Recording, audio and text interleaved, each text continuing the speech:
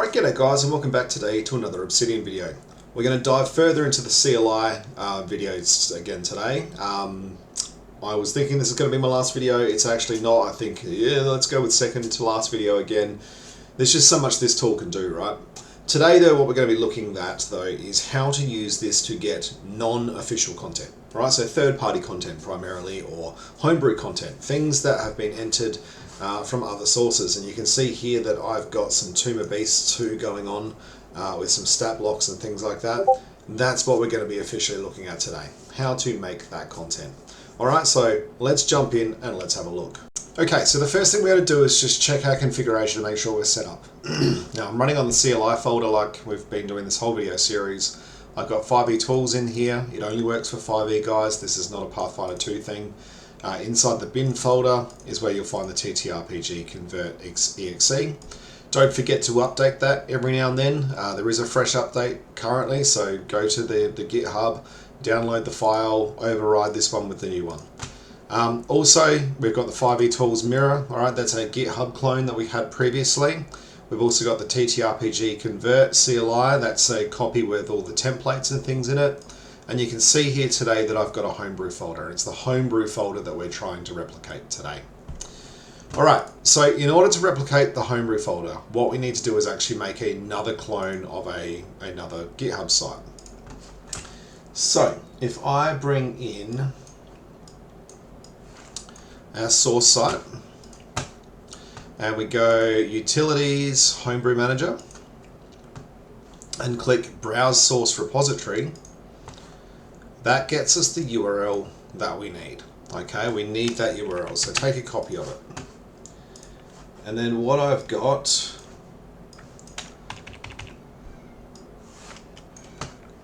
is this link here, and this is what we're going to be running today. Okay, so git clone depth 1. I've added that in. I'm updating my tutorials to include the depth 1. Alright, I missed it in my first video. Apologies, I didn't know about this functionality. But depth 1 means that it actually only downloads the latest change to the GitHub repo. Thus, it means it uses a lot less space on your PC. So I highly recommend it. And then you obviously put that URL. Alright, so that URL there needs to go at the end. So git clone depth 1 and then the URL. We're going to copy that, and then what we would do is we'll go over to our folder. Alright, inside the bin folder, we come in here, we type CMD, we press enter. Alright, we right click to paste, we press enter. Now I'm not going to do this because I've actually already got a version of this here. Okay, so I don't need to go through this process again. And like our first video, this is a process that can take a bit of time. Okay, so press go, walk away, go get a coffee, and then come back when it's done. You'll know it's done because it'll go back to a line that looks like this here.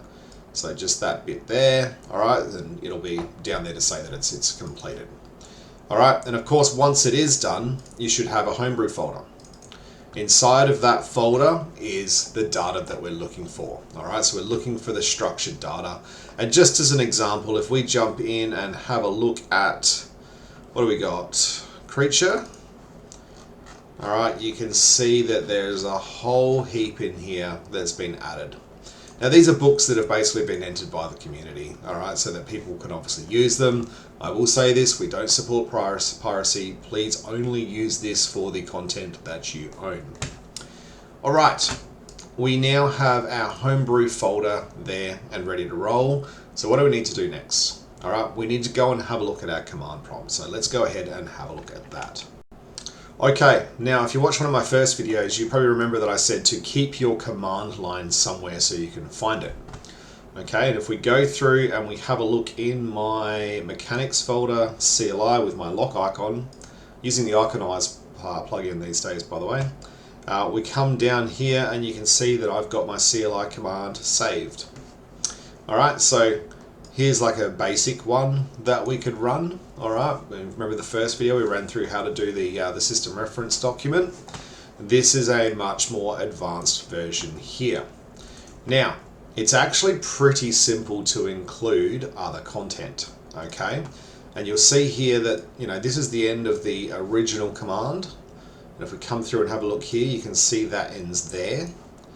Alright, but what we're going to do is I'm just going to create a copy of this, just so we can do maybe just one of these.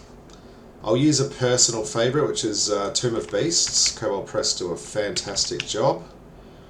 We'll delete that, and we'll go back to here. We'll delete that. Alright, so this line down here shows you how to add just one, one homebrew book, or one third-party book. And you can see here I'm in brackets. Alright, so I'm in brackets. And what I'm doing is I'm doing the path from the bin folder to where this file exists. Alright, so let's see if we can just do this.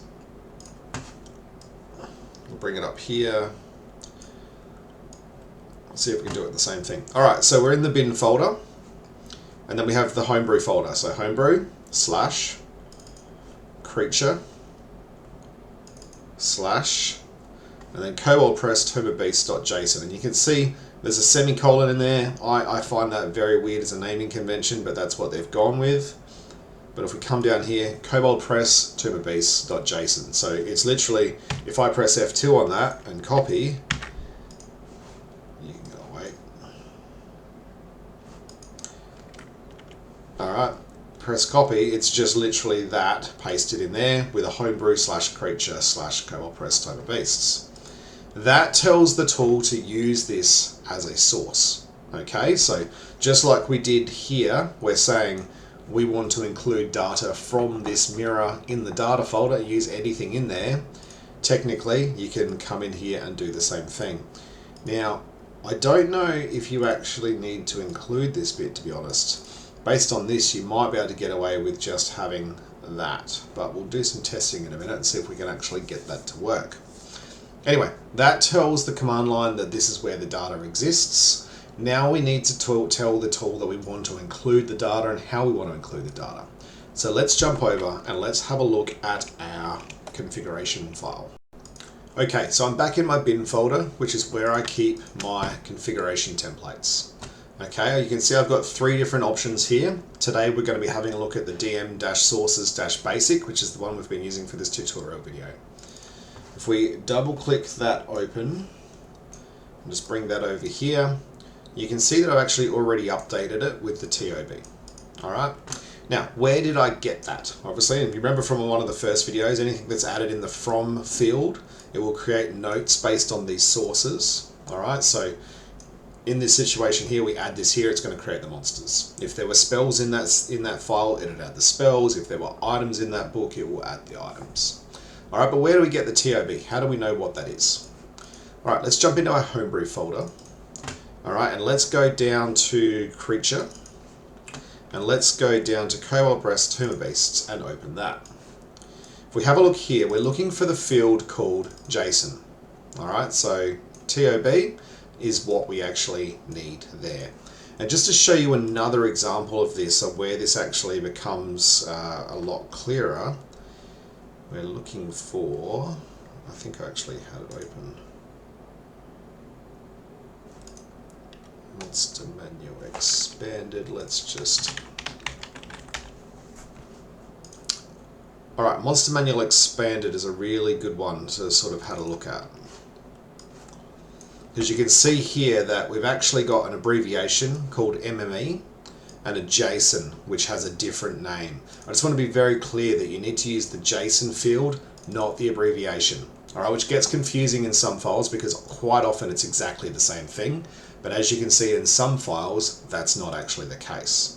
So in this case here, you'd grab Monster Manual Expanded and you would go over to your configuration file and you would add that in here. Alright, wrapped in brackets. Alright, you do that there, and don't forget to obviously have the comma on anything above. Alright, the last one doesn't need to have a comma, that doesn't need to go there. Alright, so if you were doing Monster Manual Expanded, that's how you would add that in. I'm going to get rid of that for this video. We're going to go back to TOB, and we're just going to save that change. Alright, just quickly run through what it's doing. I'm setting the path here. So the folder structure is actually going to put it into 2-mechanics CLI and then put the rules in that folder as well. I also am running with some templates here. I've got my monster template, which has been configured. See my previous video on templates if you'd like to play with that. I've got dice turned off. I'm not using dice roller currently. I roll real dice at my table, so I've never really had a need for them. And I do have some full books getting exported here. I'm just going to leave those turned on for the sake of this video. Alright, so we've saved our changes. We've added in the TOB. Alright, that's effectively what we need to do. Now, we go back to our bin folder. Alright, we're here. From here, we type CMD. And we bring open our command line. Alright, if we go back to our very original, here it is, the CLI command, and you can see I've basically kept this. We've got a section down here. Now, I just want to call out here, there was a slight change to how I'm, it's actually in the configuration file. I just want to walk you guys through this in case it confuses some people. You will see that my TTRPG-convert-CLI doesn't have the main in it anymore. That's because I've actually used a GitHub clone to clone the TTRPG-convert-CLI repo instead of downloading it. When you download it, it has a -main in the folder name. When you do a repo, it just has the name of it, right? So I've removed that. So if anyone comes along and tries this exact code and it doesn't work, that's probably what you need to do. Whatever you have here must match the actual folder name, all right? And that applies for all of the folders. All right, but with that out of the way, if we come back here, we're going to go to Obsidian, we're going to grab our command, we're going to copy that. All right, so again, we're running the TTRPG convert file, we're creating an index file, we're outputting to the DM folder. I'm just going to actually output to DM2, just for the purposes of this video. We're using a config file, we're using the DM sources-basic JSON config file, we're referencing the 5e Tools site to show it where to get the data, and we're also referencing the Homebrew Creature Kobold Press file. All right, so let's copy that. Go up here, we're going to right click and run. That's going to read the files. It's going to tell us some error rates about the sources that it doesn't know about. If you ever need to get those things fixed, don't forget to raise an issue on the CLI GitHub and let Obsidian know. And you can see here that that's written all of these notes. And if we go back now, we can see a DM2 folder. If we go into mechanics, go into CLI, we can see under bestiary that we now have some monsters with TOB in the name. Now, the -TOB is for a reason, okay? So with some of the monster manuals, we're starting to get overlap of names, all right? There's like 5 different variants of Goblin, and for some reason they just call them Goblin. One of MCDM's latest books is actually quite problematic because it's designed as a replacement for the monster manual, all right? So it uses the same monster names. So therefore, the -TOB in the monster name is so that Obsidian can actually differentiate between those. And it means when you're actually picking monsters out to use during your campaign, you get to pick, right? So if it's just Goblin, that's from the monster manual. If it's Goblin/TOB, then it's the Goblin stat block from Tome of Beasts, right? That lets you pick and choose which monsters you would like to use, and I found that to be a really positive change because Obsidian was getting really confused when I had multiple monsters of the same name. It didn't know which one to pick up, which one to show, and it was causing all sorts of issues. So this change has been made to obviously make that work. Now, just so you understand though, if we have a look under Elias, all right, you can actually see the original name is still there. So you can write that into your Obsidian notes and it will still automatically link, or at least give you an option to link to one of these notes, okay? But the benefit here is you get to pick. Alright, so that's it. We've run the process, and if you remember the process from previously, all you need to do now is actually come in here and copy this folder into your vault. Alright, now in this case here, I would actually copy from here. Alright, and I would go into my vault. Where is my vault on this computer? That's a good question. I would go into my vault, I would go into my 2-mechanics folder, my CLI folder, and I would right click paste here and replace all of the content. Okay, I'll just overwrite everything. And that's why we say don't make changes to your CLI notes. All right, because the structure needs to stay the same, the notes need to stay in the same place. All right, but once you've done that, you've got the content. Okay, so that's how hard it is to get Homebrew content in there. All right, now I just want to do a quick test. Let's see if we can do this without defining the actual JSON file name. All right, just a quick test. I just wanted to check this because I'm not 100% sure. You know what I'm like. I like to do things on videos just to see if they work. No, in here, actually, we'll go into the line. In here, do I need to include the actual name of the files, or can I just reference the folder? That is the question. So we're just going to try this. We're going to take out the name, and we're going to replicate what we have here, where we have the folder-folder. We have folder-folder. We're going to try DM3, and let's go here, type CMD. I'm going to right click and press enter. Looks pretty good so far. Might be able to save myself some time. Let's just check the output of DM3. Mechanics, bestiary, beast. No, looks like it hasn't worked. Alright, you can see here there's nothing here with the TOB name in the name, so it hasn't actually picked up that JSON file. Even though I've told it the folder where it should exist, it doesn't seem to be able to find it. So with that in mind, I just want to show you my original JSON file just so you can see what I use. Here we go.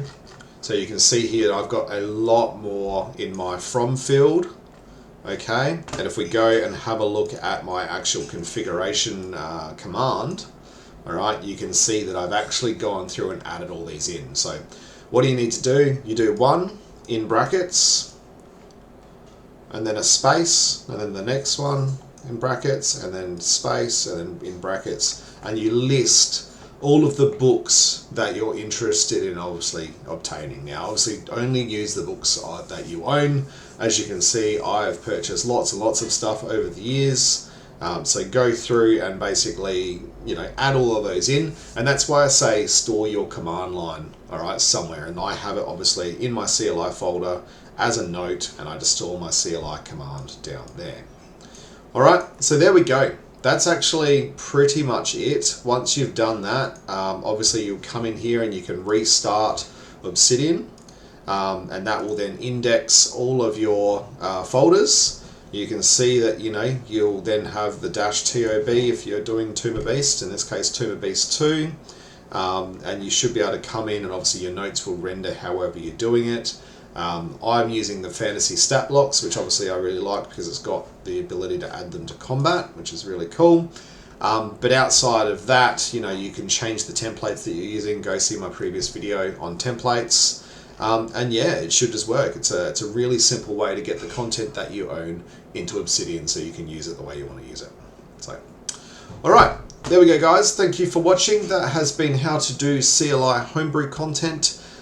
There's going to be another video following this, which will be how to create custom content or even go further down the Homebrew rabbit hole. Alright, so this is content that's been made for you. Alright, someone else has done the heavy lifting and they've put it on the 5e Tools website for you to use. Next, we're going to look at how to create this content yourself. Alright, so hopefully tune in, you'll enjoy that. If you do like this content, please do like and subscribe. And obviously, I just want to do a massive call out to all of my patrons. Thank you for your support. It's absolutely fantastic. You're keeping me enthused and obviously refreshed. Apologies for the delay on this video. I actually had one computer blow up. I lost all my sound cards. I'm working on a new one now. If you are looking for support, jump into community and support from Obsidian TTRPGtutorials.com. Come down here and join the Discord. If you'd like to support me, I've got the Patreon community available here. There is a vault available to my patrons, which is like a foundation vault for people to jump in and actually download, and it includes sort of like an introductory layer for you to get started. It's got all the plugins, they're all configured, it's got data view set up, so you don't have to do that yourself. You can just jump in and start using the tool. All right, if you do have a question that's outside of the TTRPG realm, all right, so just basic Obsidian question, jump into the official Discord server. All right, there's millions of people in there. Maybe not millions, but there's a real heavy amount of people in there. All right, so jump in and you'll get your questions answered there. Outside of that, have a great day, guys, and I will speak to you on the socials.